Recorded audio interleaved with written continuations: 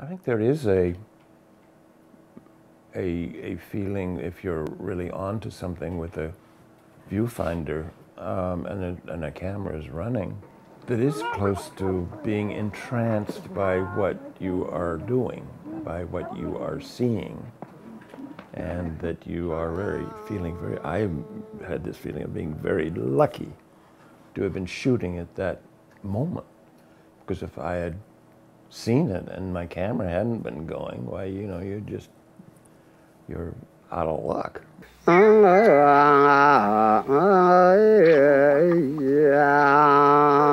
This is not a shamanistic culture. These men are priests. They're on the priestly level. Some of the mamas may be on the shamanistic level, all right, on the more visionary, hallucinatory level. This man and many of his companions, definitely, he is a priest. Among these Indians, I would say the supernatural experience, the intellectual and mental experience must be induced by meditation, not by drugs. They do take drugs, no? But drug taking is considered to be a bit, it isn't the right thing to do. It's an easy way to see, to have visions. The true visions come through meditation.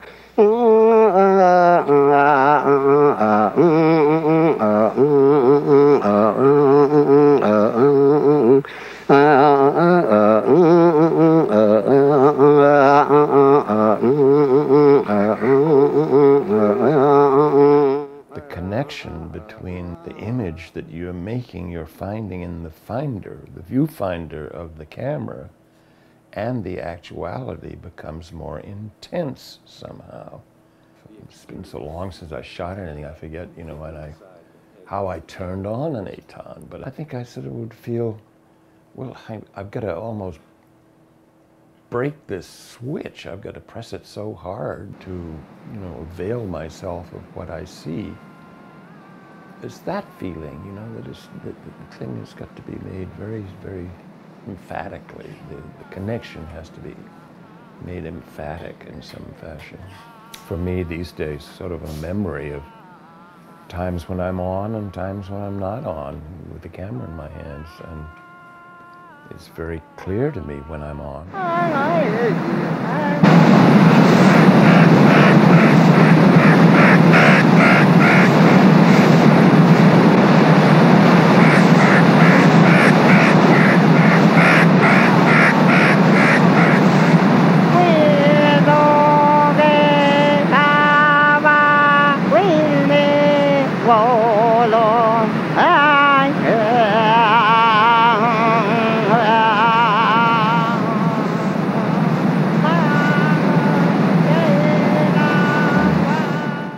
Just as clear and unfortunate when I'm not on.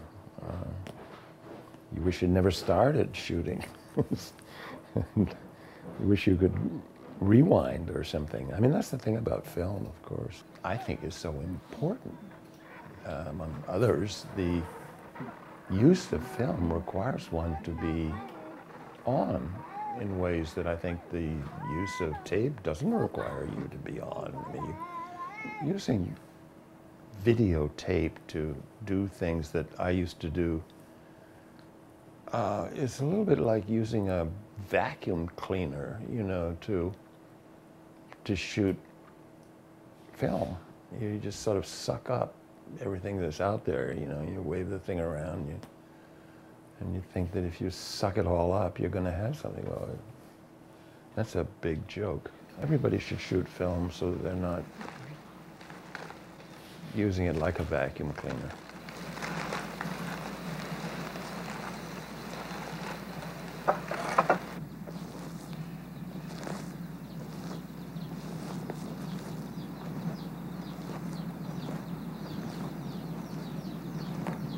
Margaret Mead was a woman whose idea of doing the perfect anthropological, as she called them, films, or the perfect documentary would be take a tripod and put a camera on it and then just let it run, you know, with a wide lens. Well, the absurdity of that, of course, is apparent, I suppose, to anybody now. But I mean, at the time, it was a proper way to think about such things.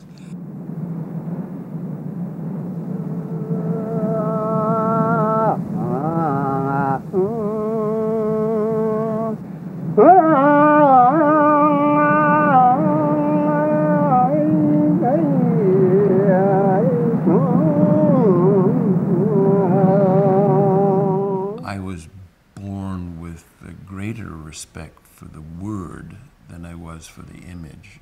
I think that the way I was brought up, I was made to feel that the true arbiters of the universe are poets. And I felt that what I was doing, I think, was not quite good enough, not quite poetry enough. And so, to some extent, that influenced my wanting to write for dead birds. Soon, both men and birds will surrender to the night. They'll rest for the life and death of days to come. For each, both awaits, but with the difference that men, having foreknowledge of their doom, bring a special passion to their life. They will not simply wait for death. It was a thing to which I put a great deal of body and soul, and out came a plethora of words, a plethora which I often wish I could brush away in some manner. And I did, by making Forest of Bliss. I said, no more words. This swampland of talking.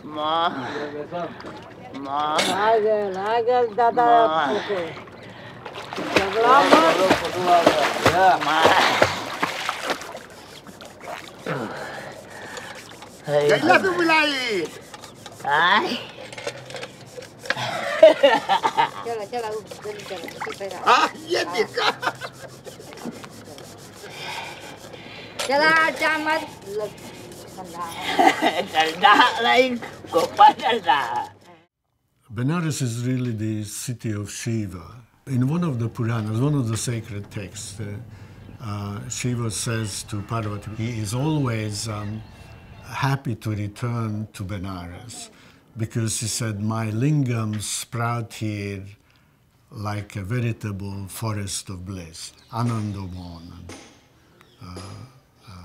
blissful forest. Yeah, the lingam is often seen as merely a kind of phallic symbol, which at one level it is. It's also a creative act of creation of a child, men and women, but also the creation of the world in its cycles of destruction and renewal and rebirth and so forth.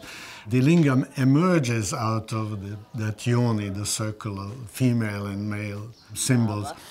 In a way, it's the Shiva and Shakti, the male and female elements of the world and of all beings. All of us have these male and female elements. Only a preponderance of one or the other makes you man and woman. It can be understood at a very earthy, kind of direct level, that this is the encounter of the god and goddess, and the abilities and powers that energies that it releases is something that through their worship we participate in.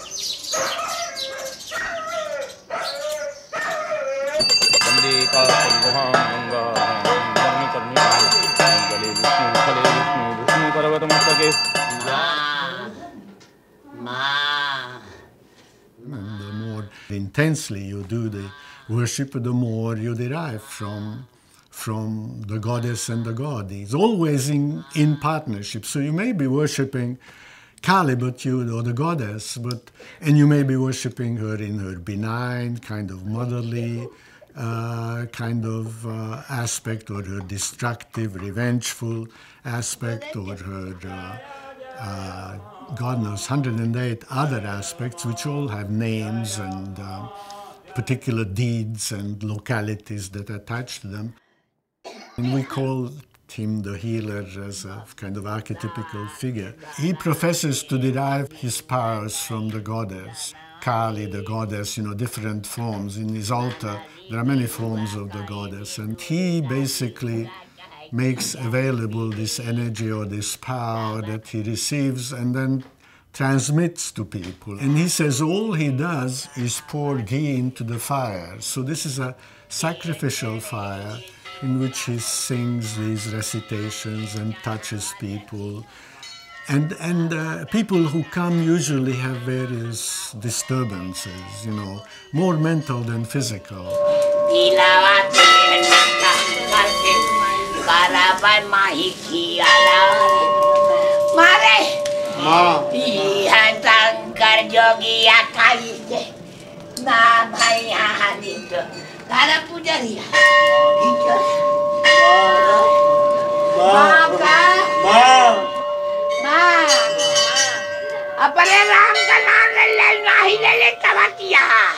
And from those that I spoke to, it works, but it sort of takes several sessions, don't just come and go. And some come, and it's not a question of being healed, but I think it has to do more with some awareness of acceptance and returning to a form of productive everyday life. Some of them become very religious in the process. Some of them change their lives, Some of them just make do with performing, the normal duties and activities of everyday life. I mean, I talked to dozens of people there. And this, I think in this sense, whatever process is taking place, which I don't fully fathom, is far more productive than any Western form of intervention, therapy, or anything like that. Because most people who go through it then have lives, they have lives that they live.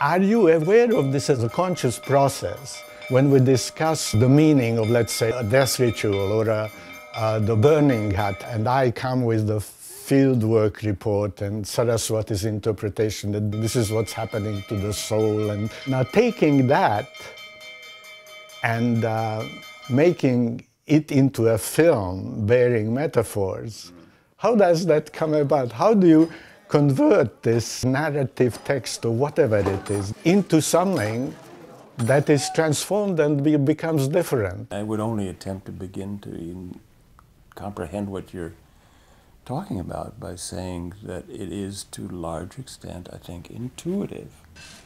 I think that when I existed in that environment and I watched what was going on, I knew certain visual matters were of central interest to me. I knew the steps were of central interest. I knew that the bamboo was of central interest. I knew the marigolds were of central interest. I knew that there were a number of elements in this environment with which I could begin to construct a motion picture that conveyed my sense of that place at that moment in time, if I used those motifs. The man rowing a boat across the screen and off into the fog, you know, was a metaphor for me of great significance. It was, the river was not the Ganges, it was the Styx.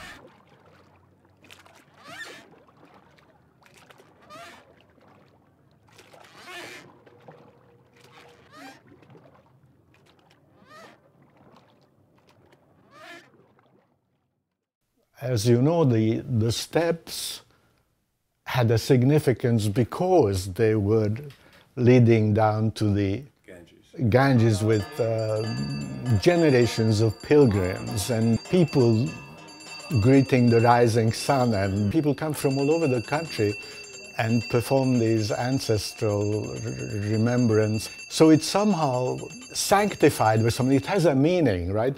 And so do the boats and the marigolds and the garlands for the gods and the Ganges and the Styx and the dogs and Cerberus, Shiva's dogs. I mean, there's a real local meaning to the temple. Remember the temple we were at with all the dogs around it, because it was Bhairava, you know, the terrible aspect of Shiva, and the dogs were his vehicle.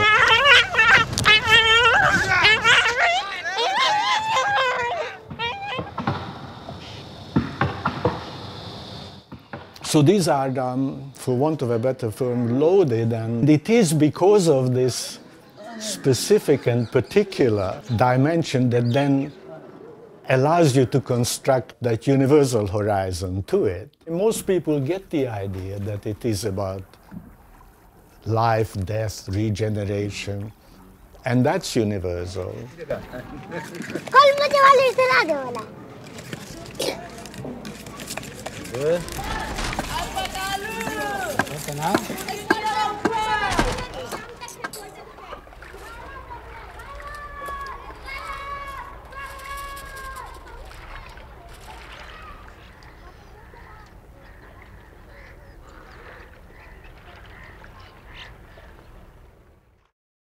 Eternity is not, it's out of time.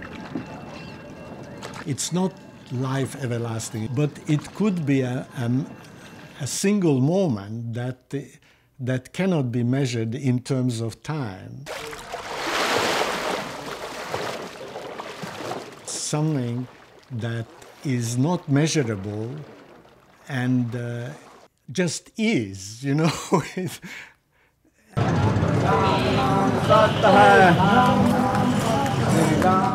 You achieve liberation from the cycle of rebirth if you die within the sacred city. And so many people come and retire and refuse to move out of the sacred precinct. And then there was a constant chanting of the sacred name of God and ritual performances, and every morning people would come around and give Ganges water to the sick and ask to recite the name of God.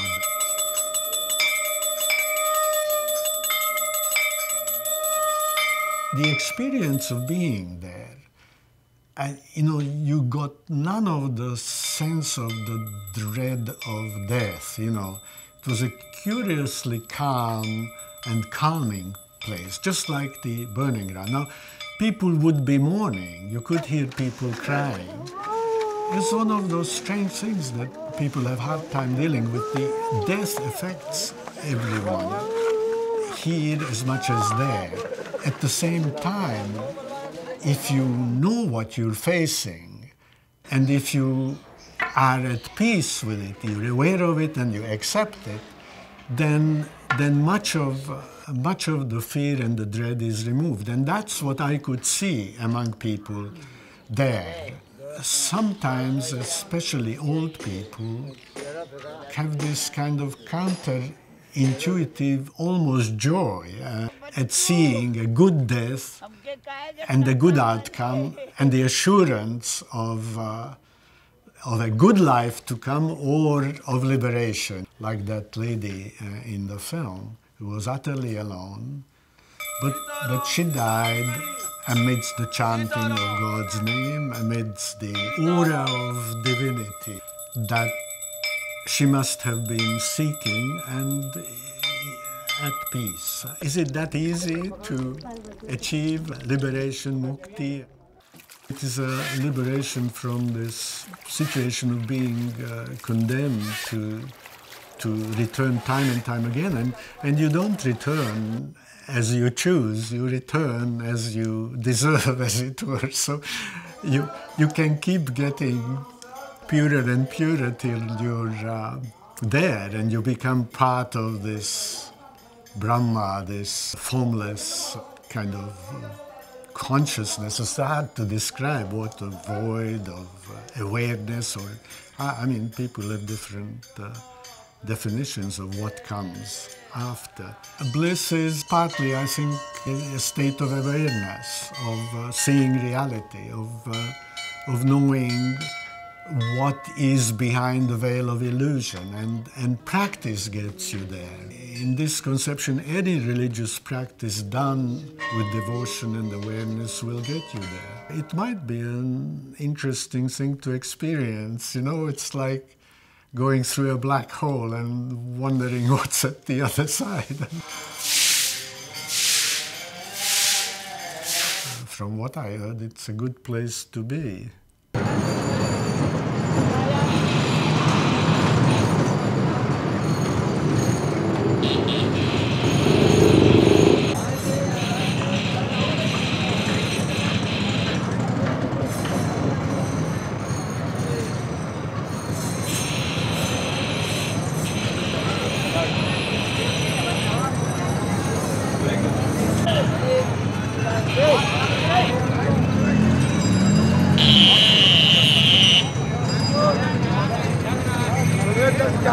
बाहर से okay Azamgarh से सिपाही दरोगा लेकर आए सिपाही दरोगा हालत खराब हुआ जगह बनाने के लिए आया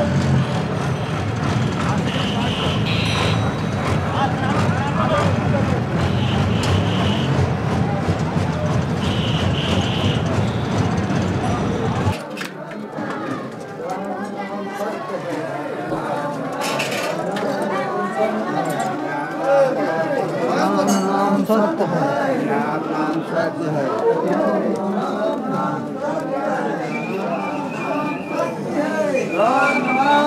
है राम नाम सत्य है राम नाम सत्य है श्री राम नाम सत्य है.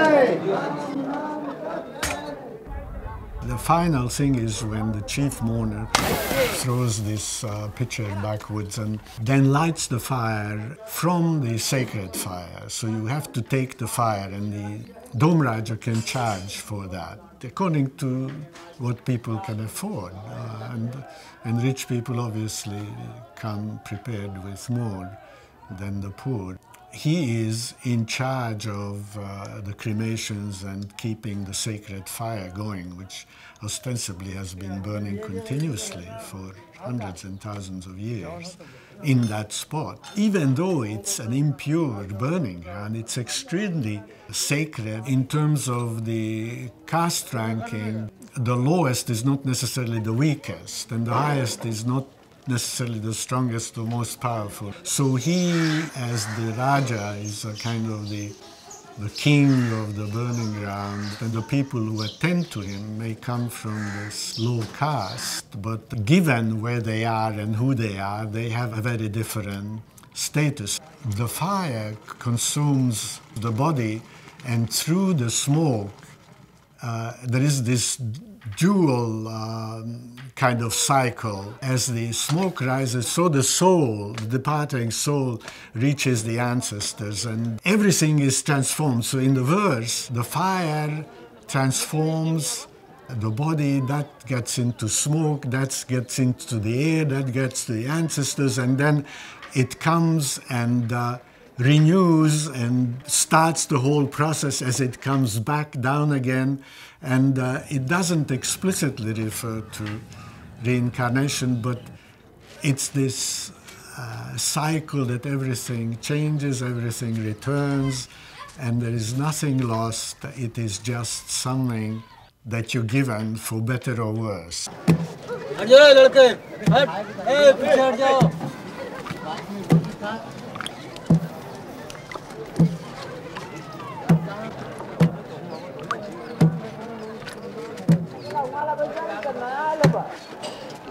और खर्चा करा हार मंगा ला लिखा दो तो वही पर अंदर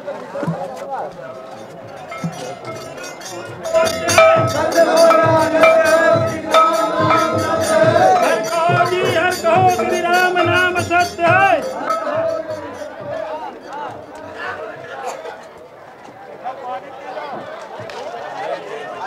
भाई नहीं जन्म होबे के अब तो नहीं जन्म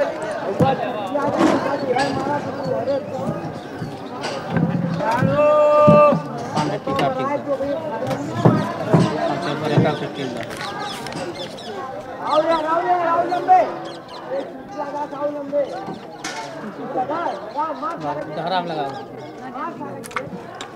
टीका लगा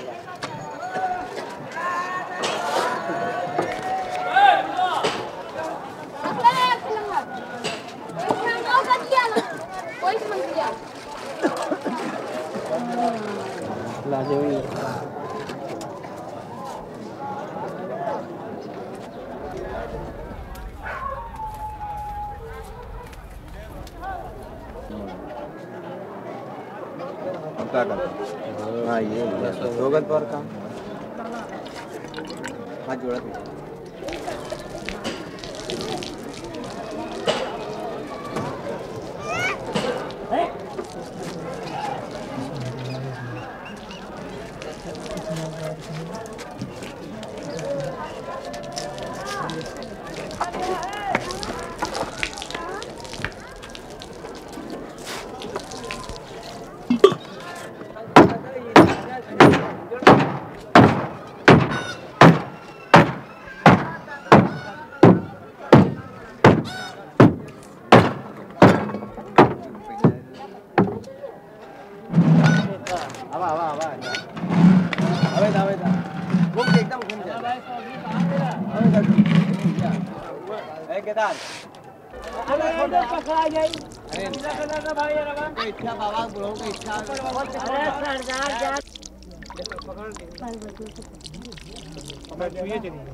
जाओ पर के रोक